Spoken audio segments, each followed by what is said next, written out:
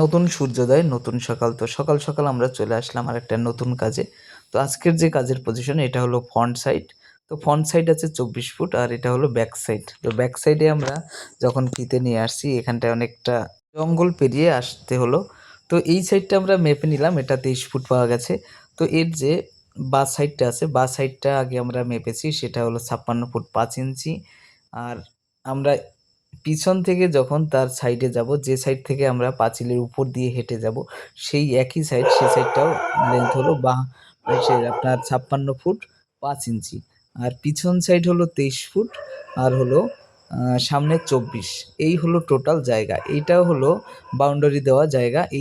এই যে জায়গাটা, এই জায়গার যে দলিল আছে, দলিলে এই জায়গাটা ৩ শতক জায়গা আছে।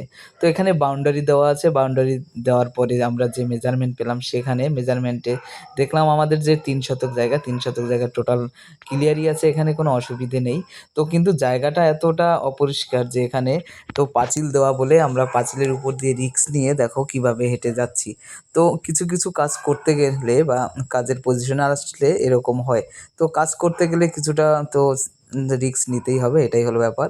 আর এই হলো ফ্রন্ট সাইড। ফ্রন্ট সাইডের রাস্তা হলো ৬ ফুটের রাস্তা। তো এই হলো টোটাল জায়গার পজিশন। তো টাটা আজকে।